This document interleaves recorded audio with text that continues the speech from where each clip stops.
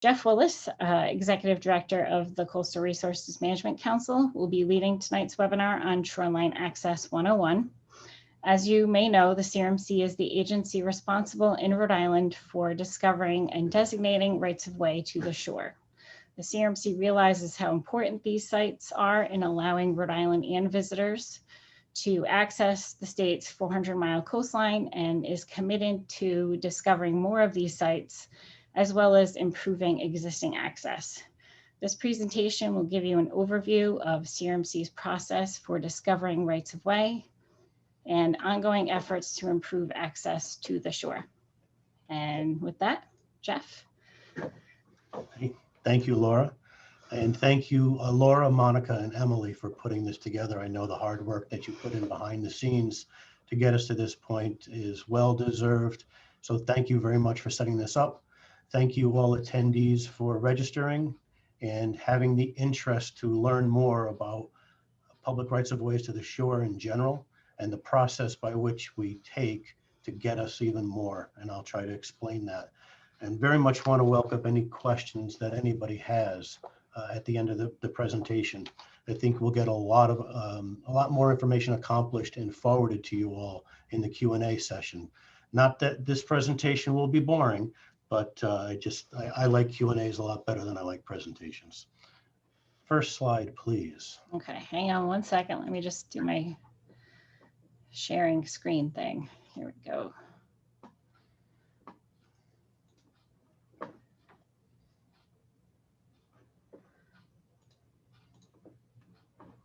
Share. Hang on, bear with me here. Okay. Great. Thanks, Laura. Sure. So many of you may not be aware of this particular document or the process which the document came from, but in 1958, the Rhode Island General Assembly created a commission on the discovery and utilization of public rights of ways to the shore. This is the document that in 1970 was produced by that committee that we have recently just scanned and will be posting to our website shortly. So you'll all get a chance to see what was published back in 1970 as a result of that commission's work.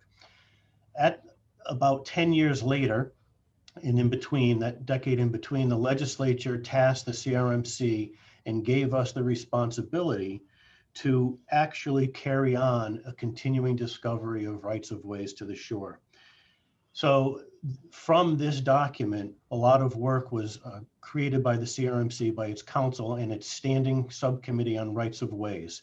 What they did back in 1980 through the present, but mostly in those early days, was the idea was to start in Westerly, work its way around the state through the shoreline and end up in Little Compton. So if you notice, rights of way designations go from A to Z, and actually in Newport being the last town, and you'll notice that Westerly's designations begin with A and Newport's begin with Z.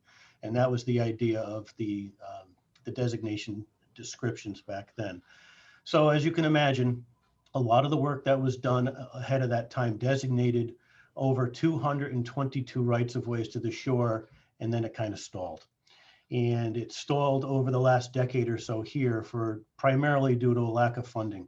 And that lack of funding I'll explain in more detail, but what we're trying to do here with this webinar series and in general as an agency is advance the information that's available, advance the designation process that we have, and try to discover more rights of ways to the shore that are not yet discovered. And I'll explain what that means. Next slide, please. So in giving the CRMC these responsibilities, the legislature sets out in 4623.6 this particular section of our enabling legislation. And it tasks the CRMC with the designation of all public rights of ways to the shore, and that we carry on a continuing discovery of that process to get public rights of ways discovered. There are many, many factors that the subcommittee has to take into account when it looks at making these designations. And before I get through this list, and I don't need to exhaust the list, you can read that just as well as I can present it. It's important to know that the CRMC does not create rights of ways. They already exist, but they just may not be known. They may not be legally known. They may not be physically known. So what the CRMC is tasked to do is to do that legal research where it goes and looks at the land evidence records. It looks at maybe a municipal's maintenance records over a particular parcel over time. Obviously, a creation of a dedication or the public use, all these matter, all these items, activities are part and parcel of what the subcommittee has to look at in determining whether or not a site is indeed legally public. So again, I just want to emphasize that we do not create rights of ways. We cannot create rights of ways. But what we can do is spend a lot of time in the land evidence records vaults of municipalities and determine whether or not a particular site actually had been dedicated, given over, or by use has become a public right of way to the shore. Next slide, please.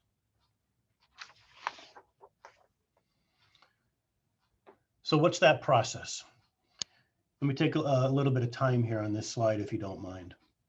The Rights of Way Subcommittee is a standing subcommittee of the council. It is one of a few standing subcommittees. It meets regularly. It meets once a month, and it looks to discover these rights of ways through research that is generally started at the staff level or with the participation of a municipality. And a lot of that initial research is done with a town in a partnership fashion.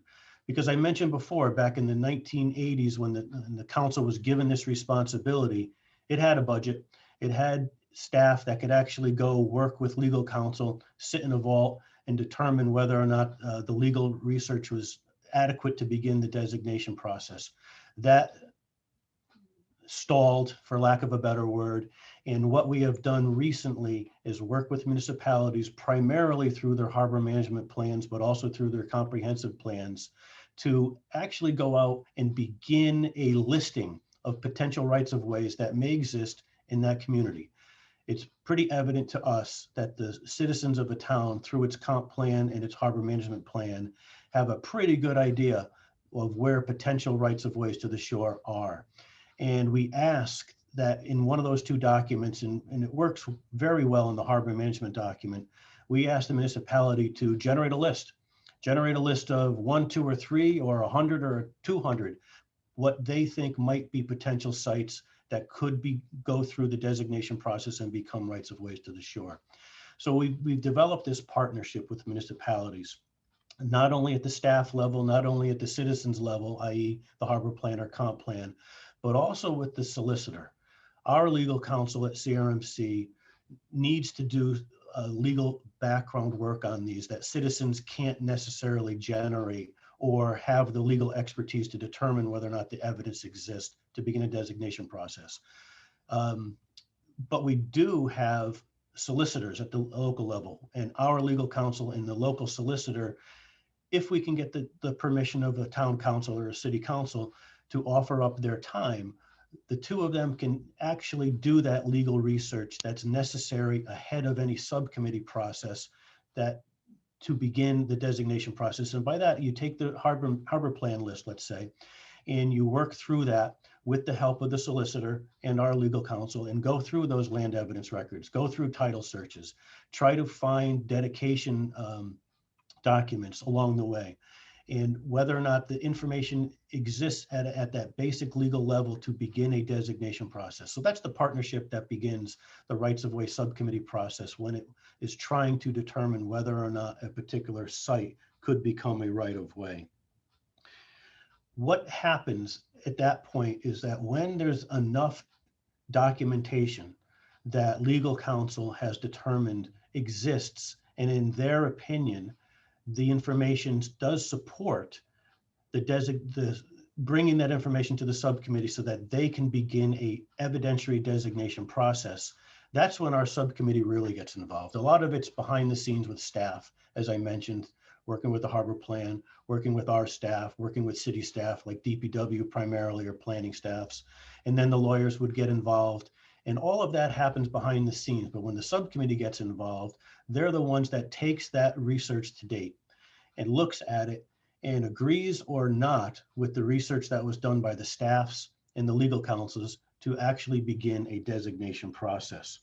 We have just done this past month, earlier in May, actually, last month now, for Public Street in Providence, where our staff, city staff, got together, did a lot of the legwork necessary on finding information that would be forwarded to the solicitor and our legal counsel to recommend that, given the information that was found, can Public Street begin a designation process?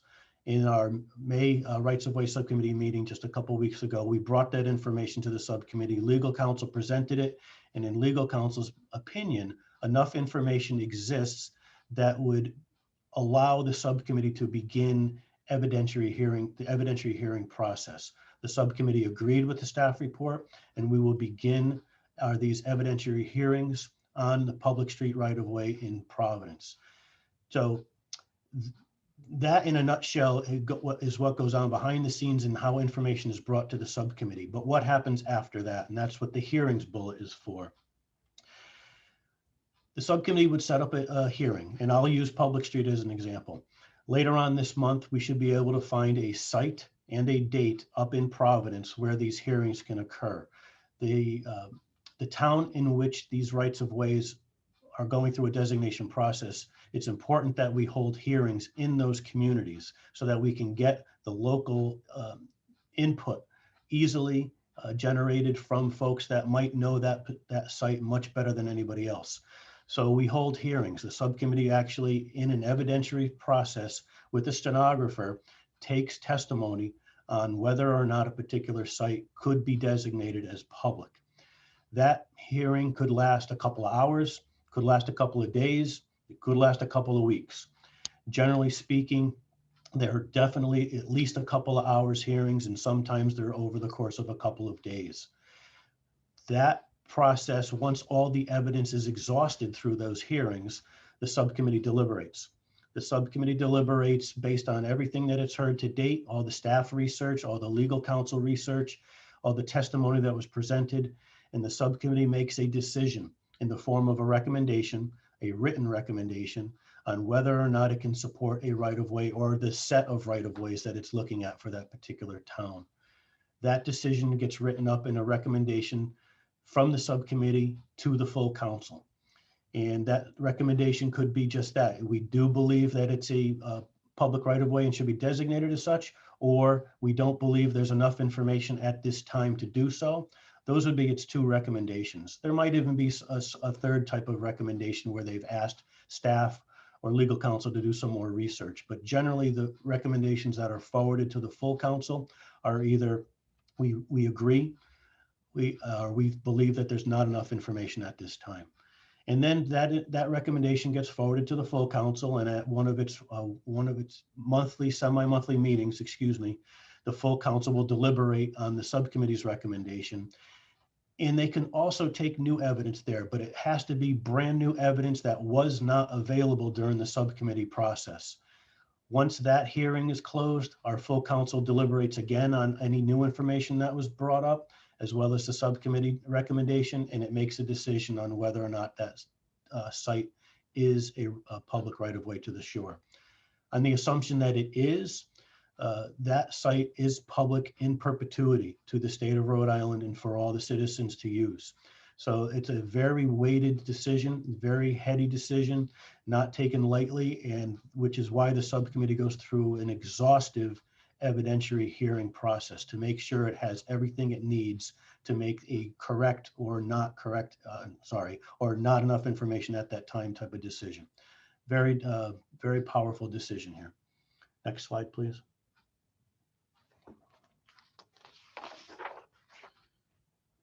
So we have currently 9 sites under review in these 4 towns. The Providence one is the Public Street one. Portsmouth, there's several in Portsmouth, a couple in South Kingstown and Westerly. They're all in the queue, if you will. What's not listed here is a citizen-generated right-of-way issue in the Buttonwood section of Warwick.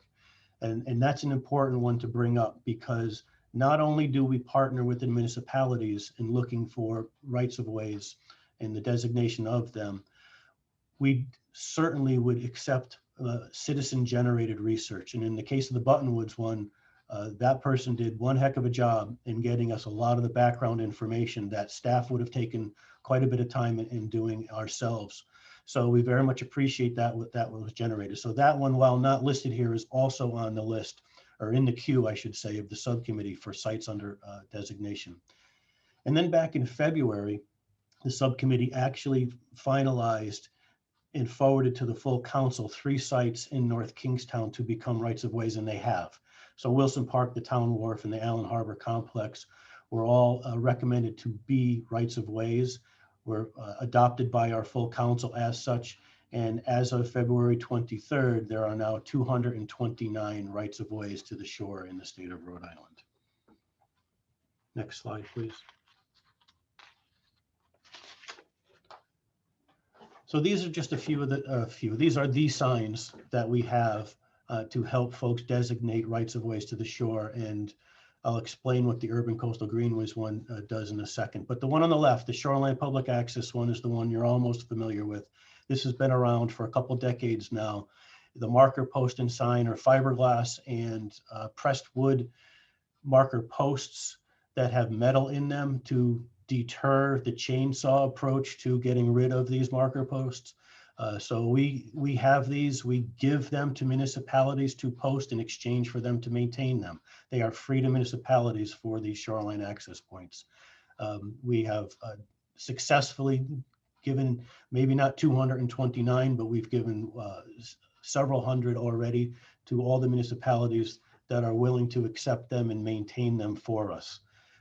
One of the questions that was generated is a maintenance question that I'll answer later on, but I couch this presentation in that maintenance vein because the partnerships that we develop with the municipalities are very important, not only to help locate and begin a designation process, but also at the end of the process where we have to mark and maintain them is just as important. So working with DPW crews and getting town councils to agree to have their DPW crews maintain these sites in exchange for these marker posts and signs is very important.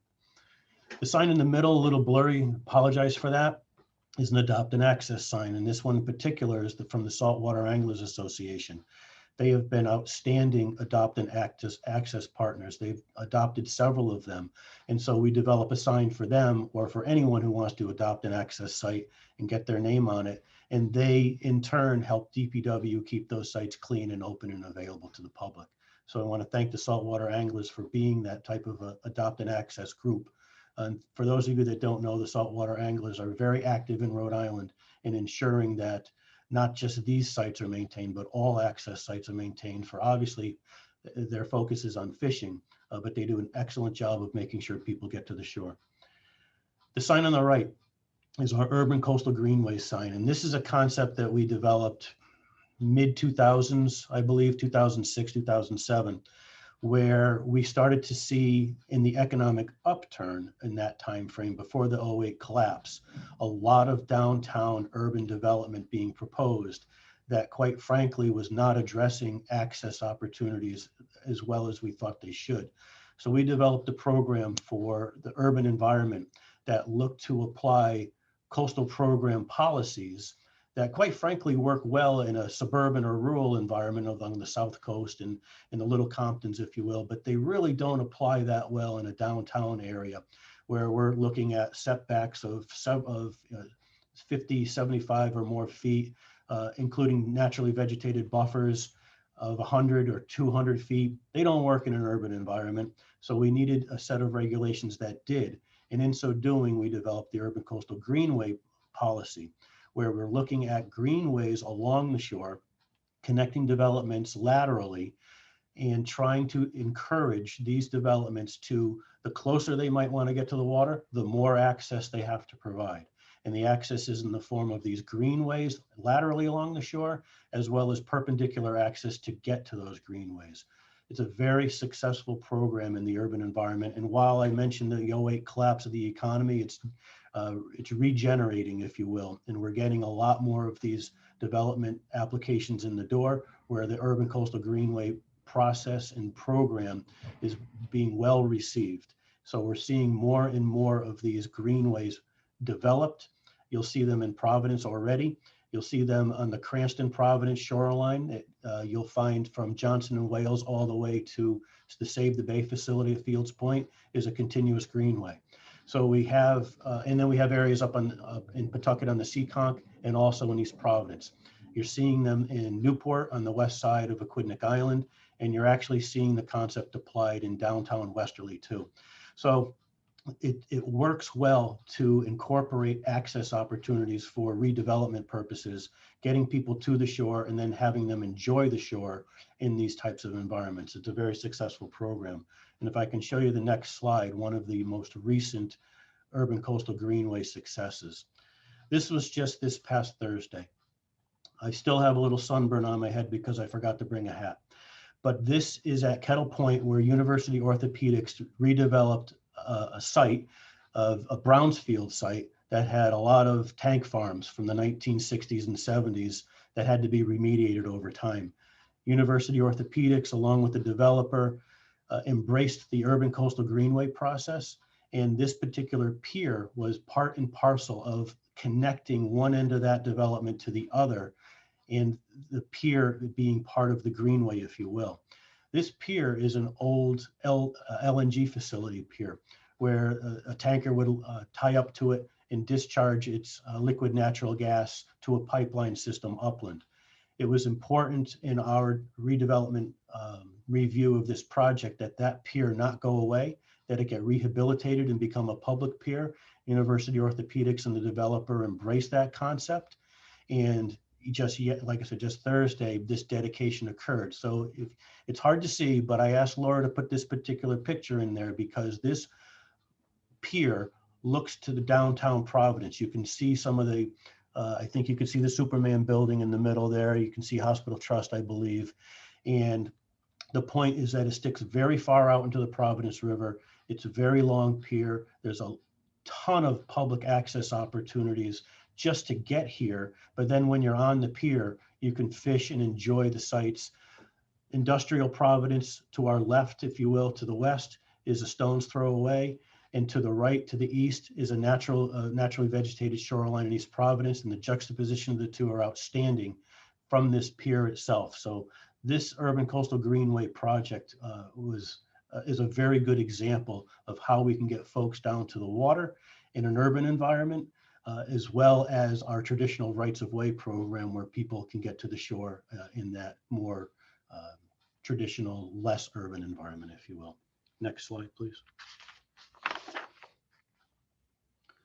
So this webinar series is the brainchild of Monica and Laura's, Laura being with CRMC, Monica being with Sea Grant. And the Shoreline RI website is a wonderful tool that in partnership with Sea Grant should be used by all. It not only, CRMC has its own GIS tool where you can go and look at all the different rights of ways, and I'll talk about that in a second. But this particular access site, web access site, takes it one step further and looks at all potential access opportunities in the shore, lists them by type, or actually however you want to list them by, but generally if you want to find all the kayak sites in Rhode Island, you can filter it by kayak sites. If you want to find all the sites in East Providence, you can filter it by that. So very much encourage everybody to take a look, if you don't already know about this particular website, and use it for all different types of public access opportunities, not just rights of way to the shore. It's a very important website. I think it's a phenomenal resource for all of us to use, and it goes hand in hand with what CRMC does here. So I just wanted to make sure everybody's aware of this. Use it. It gets everybody to the water, which is really the whole point of this exercise, is getting us all to the water to enjoy what we have here in Rhode Island. Next slide, please. This is the last slide. And this is, I just want to leave you with some thoughts on this and where we're going with at CRMC. Obviously, for those that may not have seen a couple of my presentations or been to any of the Rights of Way subcommittee meetings where I've mentioned this, it's a personal and agency goal to be more aggressive and to highlight more rights of way opportunities to the shore. We are striving to make sure that we are not a stagnant agency, if you will, and locating and designating these rights of ways to the shore. We want to find creative ways to make sure that we get folks down to the water in a respectful way, but in an accessible way. And while 229 rights of ways to the shore are a lot, I'm certain there's a lot more that need to be uncovered. And the 10 that we have in the queue right now are part and parcel of getting more designated.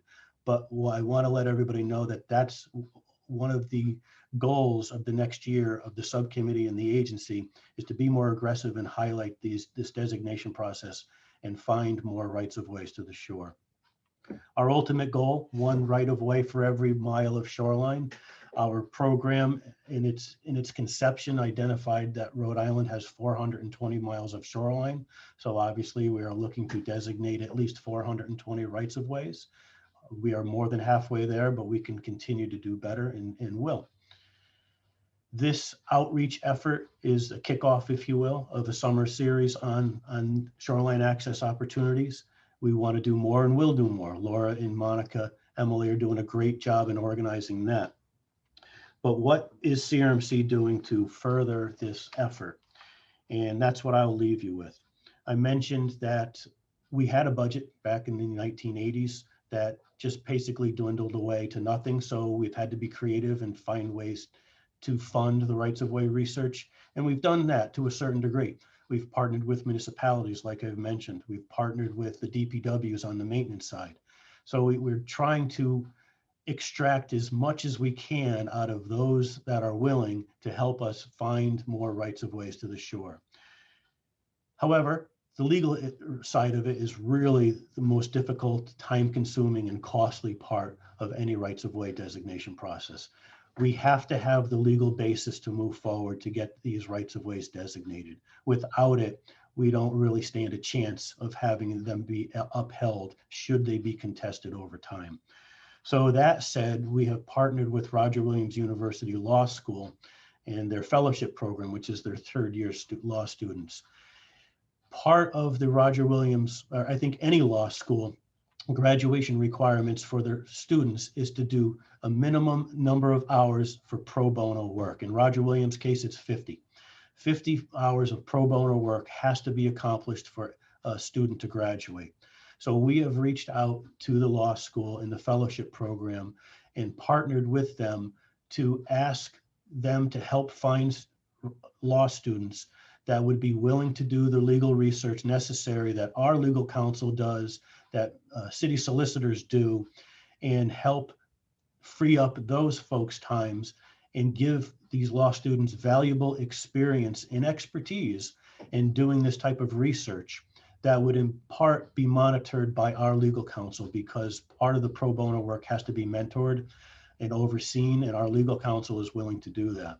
So because our legal counsel would have to sign off on the legal research anyway before it gets brought to the subcommittee, this partnership works very well to have the law students do some of this legwork, if you will, bring it to our legal counsel, who together they work on some of the issues that were found, some of the research that was done, how it was done, how to write the reports. So our legal counsel can be a mentor to the students can do the legwork and background work, and the subcommittee gets a very good staff report in association with the CRMC staff to move forward on the designation process. So that's a partnership that we've just reached out and are starting with Roger Williams. It'll officially begins in this month, but I would say it officially begins in July as we're ramping up during this month with Roger Williams and logistics.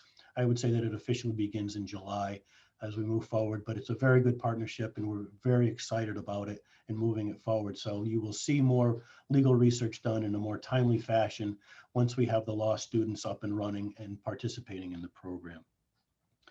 I did mention the CRMC's online map tool, this ArcGIS program. Some of you, maybe many of you, have used it and saw that some sites are missing, some links are broken, some of the legal research is not there that should be there, and we know that. We know it needs to be maintained and it hasn't been maintained. So another partnership that we've developed is with the Coastal Institute down at URI. And the folks at the Coastal Institute have generously offered their time to help us make that online tool better, maintain it, get it up to speed, add the sites that are missing, make the links work, you name it. So we're very much happy with that partnership that we've developed with the Coastal Institute. So I want to thank Nate and his crew for doing that as well. So that is something that we're moving forward on. And then lastly is funding. I don't have any great news on funding, but I am working on some federal funds to help this process move forward, to keep it moving forward, for using those funds to buy more marker posts and signs. Whatever it takes to move this issue forward with those funds, I want to find ways to use it. So I hope to report on that maybe at the next Rights of Way subcommittee where we're at with some federal funding. But I just thought I'd announce tonight that I am working on an angle, trying to get some federal funds to put towards this process and keep it going and moving it forward. So Laura, Monica, Emily, that's it for the presentation. If any questions, I'm obviously more than happy to answer them, but thank you very much for the opportunity to bring all that forward.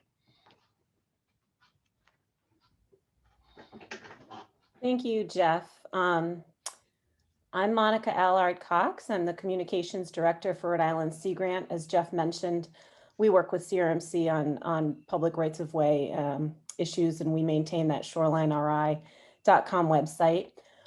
So Emily Bodell, who's a MESM Fellow, Master's in Environmental Science and Management Fellow from Duke University, is working with us this summer on these issues. So she and I will be asking Jeff the questions that you folks have put into the Q&A. So we're going to take turns doing that. And also some folks had sent in questions ahead of time. So we'll be reading those out loud as well. And certainly we want you to know that even though we may not be able to answer every question tonight, whether we don't have time to get to it or if it's a legal question that we really would want to refer to legal experts, that we're not ignoring these. We're gonna capture these as part of the recording. And so we are definitely going to take them all under advisement in the future and answer as many the best we can. But please know this is the beginning of our efforts and certainly not the end. So with that, Jeff, let me turn to one of the questions that we got prior to the event. And someone had a question about public access. The public has used a particular access trail across private land for more than a century, but it was recently fenced off by a new owner. What can be done to reopen the trail to the public? Sure, okay. There are a number of legal tenets on whether or not a particular path or access way can be designated as public, and evidence to that needs to be brought out, and that would be where the subcommittee holds evidentiary hearings on a particular site to look at if there's an adverse possession, if you will, or an easement by prescription. And there are nuances in those two, and one of them, you can't designate a path that's just a footpath. It had to be some sort of cart or vehicular use. But those types of issues are certainly worthy of exploration at the subcommittee. So if a particular site has been used for that period of time, but is now being blocked off, two things. One, the subcommittee should find out about it, and we should find out about it by giving as much information to staff as possible so that we can vet that too, and then forward it to our attorneys and forward it to the subcommittee. But if it's physically being blocked, I also want to know about it from an enforcement standpoint, because one of the things I did not touch on was the blocking provisions of our enabling legislation. The CRMC has the ability to fine anybody who blocks a right of way. So this particular example sounds like a path over private property, and that blocking mechanism that we have might not apply here, but I'll translate it to a particular right of way that is being blocked. We do have the ability to enforce that and remove that blockage and fine for it. Thank you. I have another question that was submitted in advance. So that one is, and you've already sort of addressed this, but what concrete budgetary support is dedicated to ensuring necessary human resources and infrastructure, basically to maintain these right-of-way areas and sort of enforce behaviors and things that go on there. And then there's a second question. How does CRMC propose to balance its mandate to preserve the valuable and irreplaceable natural resource of the shoreline with the goal of increasing public access? Sure. Well, the answer to the first one is there concrete funding? No, there is not. There's partnerships. And I purposely use the word partnerships throughout my presentation because right now, partnerships are how we accomplish things in the rights of way universe. And one of those partnerships is the ability for CRMC to give marker posts and signs to a DPW to install. And the other is for on the other end for the DPW to maintain them. And what we can do is and this is that federal funding that I'm looking at trying to get to purchase more of these marker posts and signs. I think the second part of your question is can we purchase other mechanisms, garbage cans, other types of things that we can post at these sites that can be managed by a DPW crew, an adopt and access partner to help it be maintained and cleaned up, because there's no physical monetary resource that this agency has to go along to all the different rights of ways, take the garbage out, make it, open them up, make sure the brush is maintained every year. Those things don't physically exist here, so we rely on partnerships. Thank you. Great, thank you. We have a question that that sort of follows on to that one, which is why can't public rights of way establish the same rules and regulations that are utilized at our public and state and municipal beaches and parks? For instance, dusk to dawn parking, pack in, pack out, no smoking, no open alcohol containers, pets on leash, et cetera, no loud music, and no fires. And then who would you call for enforcement on things like that, for trespassing, litter, loud music? Do you call CRMC? Do you call DEM? Or do you call the local police? Yes, I'll go backwards on that, Monica, and you call the police on those types of issues. What I didn't mention in the presentation is the vast majority of CRMC designated rights of ways are municipal street ends that were never improved as such. So they're publicly owned pieces of property. They're public because they were dedicated to a municipality as a street, but the street again was never improved as such. So they physically reside in the jurisdiction of the municipality, although the state has come along and put its designation on top of that as a public right of way to the shore. So there has to be that partnership ability to work with the municipality in most cases on those issues that you brought up in the question.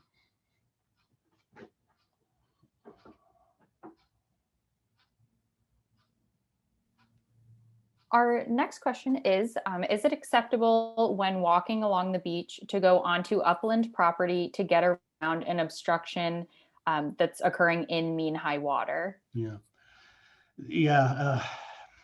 I do wish the attorneys were on now, because that's a very difficult question to answer, and one that is being looked at right now with some legislation that looks at the fact, and it's a fact, that a lay person can't determine where mean high water is when they're walking along the shore. So do you know you're encroaching on someone's private property when you're above mean high water or not? But when there are physical impediments to that, it's very difficult to be able to get up onto dry land just to walk around and continue the shore. I don't really have a good answer for that and don't want to get into the legalities of it. But I will say, from a program perspective, CRMC does permit activities that in concept hinder lateral access along the shore, and I'm picking on residential docks. A dock off your property that goes out into the water technically emanates from dry upland land, but makes its way past mean high water into the water so that you can tie your boat up to it. Our regulations require that dock be built high enough for someone to walk underneath it, or that there's steps up and over it so that it does not impede lateral access. So we do look at that issue programmatically and address it in that fashion for that particular activity. Thank you. We have another question here in the Q&A on how do I access the status of an investigation?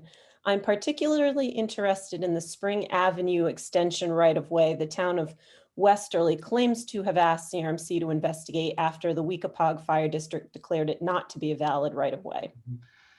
It's under investigation. It's just in the queue. Right now, we have 5 or 6 in Portsmouth. We have South Kingstown, and it's in the queue. It will be looked at over the course of the next several months. But yes, the town has submitted that to CRMC, and it will be looked at.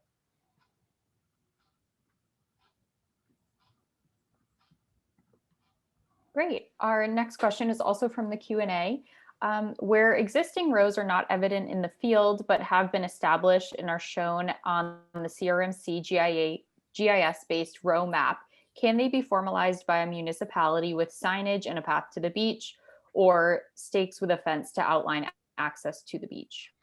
Yes, if there's signage though, we want it to be that sign that I showed before. It's uniform. It needs to be uniform throughout the state. If they are going to be state designated rights of ways, they should all look the same. There may be local rights of ways, town designated right of ways, or just town rights of ways that have not gone through the process. And I would encourage a town to put a sign up that says this is a town right of way, and even fence it off if so. You know, all those sites require surveying of some sort. So there's going to be the ability for the town through its DPW or other avenues to mark out where that particular location is from side to side, absent a state designation on top of it. So why not? The more, you know, not the more the merrier, but I would like to see uniformity along the way. But if a town is willing to, in addition to forward some to the CRMC, but they're going to still continue to look at some others locally, but they want to mark them, go for it. Okay, thank you. We have another question. There is a small parking lot and boat access at the end of Mount View, Petty Avenue in North Kingstown across from the bike path. There is confusion about whether it is public parking or neighborhood only. Waterfront residents have posted as no parking for non-residents. There is a yearly fight. Any insight?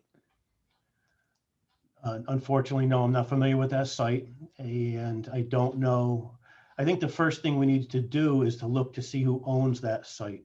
And with parcel data being more and more available online, it might be easy to go into the North Kingstown database and see who does in fact own that particular parcel. If it's a town-owned parcel, I think the first place to go is to the town and find a way to address the issue. The other is to work with the town to get CRMC involved. We can put it in the queue, if you will, if the town's willing to have us go through a designation process there too. Thank you. So our next question is somewhat related. Does CRMC get involved in designated parking spots at Shoreline rows? No, it does not. And I'll answer that in a couple different ways. So CRMC's enabling legislation does look at access opportunities to the shore. And then it goes on to say, if there are other state agencies that are controlling property adjacent to or near these ultimately CRMC designated rights of ways, we can work with that other state agency to set out so much of that parcel for parking. And that's what we're doing right now with DOT. We're looking at parcel data that they control that are adjacent to or near rights of ways throughout the state, and looking at ways to encourage parking through the DOT process for those particular sites. So it is another partnership that we've employed. My apologies for not bringing it up during the presentation. So thank you, questioner, for bringing that up and getting that out, getting that information out. It is a process, and it has just begun with us in DOT. So we hope to we will continue to work with them to get all that parcel data. But that is something that we do get involved in when other state agencies have access to land that they own and control. But no, we don't generally get involved with the local parking, no parking issue. Can a town lose a potential right-of-way by failing to timely submit a right-of-way for designation thereby allowing adverse possession or revocation of incipient dedication to occur. No, remember I said a right of way is something that we cannot create, but if it exists, it exists. And that is something that the designation process, the legal research behind it, the evidentiary hearings will determine whether or not the information can support that. So I don't believe that a site can just be lost over time or in a timely fashion, but it's an interesting question. And if there are particular sites out there that folks are trying to usurp one way or the other, I would encourage that information get forwarded to us as soon as possible.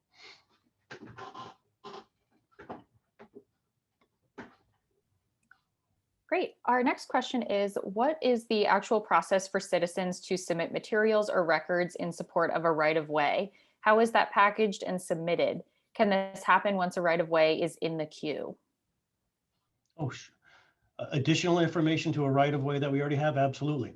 We would want that information to come in during the hearing process anyway.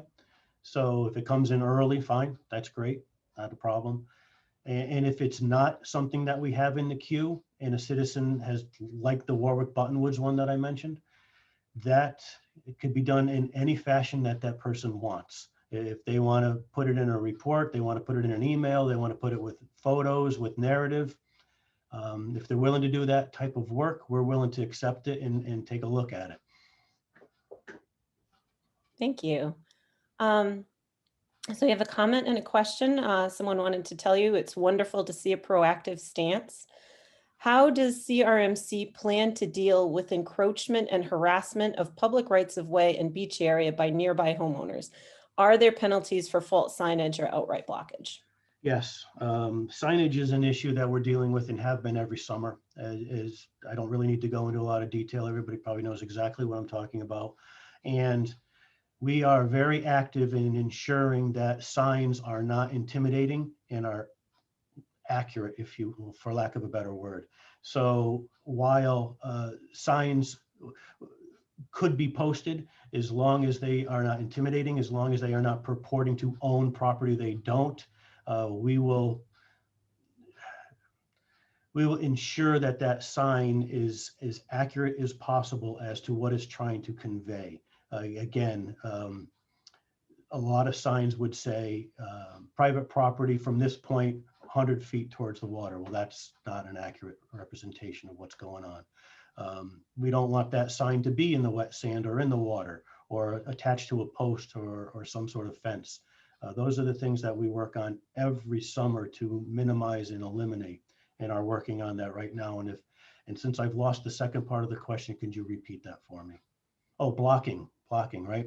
Any CRMC right of way that's blocked, we have the ability to fine. So, and we've found sheds on rights of ways or rights of ways that just look like someone's lawn right next door. And there are boulders there. We've found, you name it, very creative ways to block a right of way. We have the ability, and we have been successful in having those obstructions removed, as well as fining the person for doing it. And what we also have partnered with is the Attorney General for the more difficult ones, where we might maybe not as successful right off the bat in getting that activity removed. We will ask the Attorney General to get involved. And usually a letter from the Attorney General works far better than a letter from the CRMC. So we don't use it that often, but we have the ability to use it. Great, thanks. Our next question is, how exactly is mean high water level determined? Is there a database of this information? And how does the legal line change as sea level rises? I think one of our attendees is in the audience is better apt to answer that question than I am, but it is a scientific evaluation of finding over an 18.6 lunar cycle period of where the water level is over that period. And then that information is shot onto the plane of the shore, and that determines where mean high water is. But I think, as we all know, the shoreline dynamics change every day with wind and wave. So where that plane intersects with the shoreline could move and does move every day. So it's incredibly difficult to determine where mean high water is on any given day. hence this legislation that is basically telling folks. And Ibison, the 1986 Ibison case that determined trespassing and mean high water issues on lateral access also said lay people can't figure that out in the field. So determining how mean high water is found and shot onto the shore is something that is really not something for a lay person to need to worry about, but it can be done for surveying purposes if necessary. Thank you. Janet, how did I do? Don't answer that question. What is the incentive for a town to put this work in to designate a row? In Warwick, we have many streets that are dead ends to the water that may or may not be used by the public. So again, we work with the town through their comp plan or harbor plan and have them identify those sites. So let's say there are 50 rights of ways that are 50 public streets never improved as a street that dead end at the water. And we'd ask through the comp plan process or the harbor planning process to identify them and take as much time as that committee wants in giving a narrative for each one of those as to why it believes that's a particular candidate for a right-of-way designation. And then that list, we would knock on the door of the city or town council and say, hey, you've got a list that we might want to work with you on finding or designating sites as rights of ways. Work with us on forwarding that list formally to us. That's really what it comes down to. That's that partnership I was talking about. And what would the town's incentive be to do that? Do the towns, in your experience, want to designate more rights of way? Are they disinclined to designate rights of way?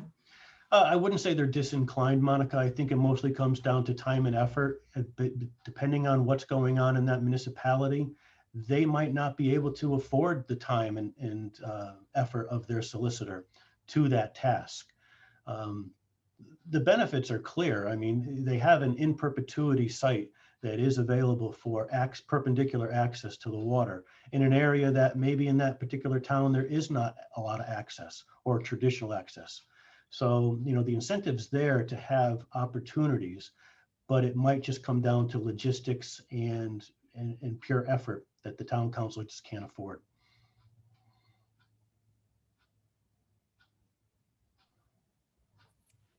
Thank you. So we do have a couple of questions about sort of specific rights of way and public access points that we may not have time to sort of delve into all of them tonight, but is there anyone at CRMC that you would recommend people contact if they have questions about a specific right of way or an issue that they've seen at a shoreline access point? I'm going to give two names out, two staff that are been tasked with the right of way issue here in public access.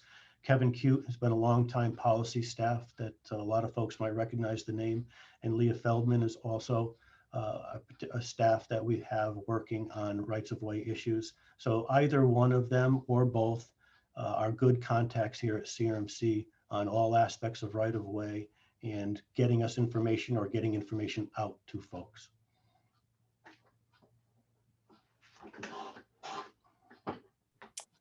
Okay, we do have a legal question, but I'll throw it out to you anyway. If a town goes through a formal roadway abandonment process for those paper roads that end at the water, is establishing a right of way on that road forever prevented? That's a great question. That's a great question, and one that I will ask legal counsel as soon as we log off. So let me answer it in a different way though.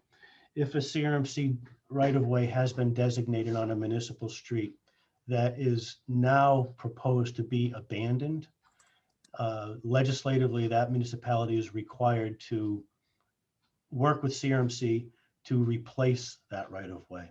So it may in fact be an acceptable abandonment for whatever reason. Let's just assume it is. That abandonment can't just be one and done. That abandonment has to result in a reciprocal site replacing that, so you don't lose a right of way to the shore. And that's a process. So.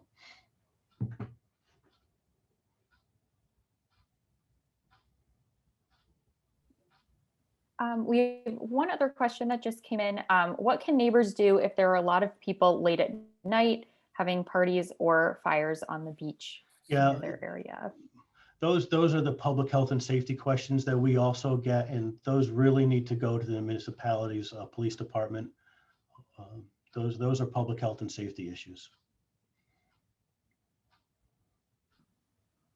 And I think we have time for one more question. This one comes to us from Clean Ocean Access. Would CRMC have greater access to sustainable funding by becoming a part of a state agency such as DEM or DOT? That I am going to get trapped with any answer I give on that one, so I'm gonna beg off on that. I figured you just might want to end your night on that question, but It's one way to end the night. Great. So that's what we've got time for tonight as far as the Q&A. So thank you, Jeff, for handling all those questions. And as I said, we're going to be capturing this as part of the recording. So, and please feel free to follow up with any of us if you didn't feel like your question was answered or have further questions. We're very happy to do that. And as Laura had mentioned, at the end of this month, there's going to be another presentation as part of this summer series. So if you would like to be added to our mailing list to make sure that you don't miss any of our future events, we'd invite you to put your email address into the chat, and we'll make sure that if you're not on our mailing list, we'll add you to that so you see all of our upcoming events. So with that, I will turn it back to Laura. Just wanted to thank everyone for attending tonight. We're looking forward to providing you with some different opportunities for thought and discussion on these. And the next two webinars should be very enlightening. And I think that's it. So have a great night. Look for the YouTube link that will be up on our website soon. And please email any of us if you have any concerns or questions. Thank you. Thank you.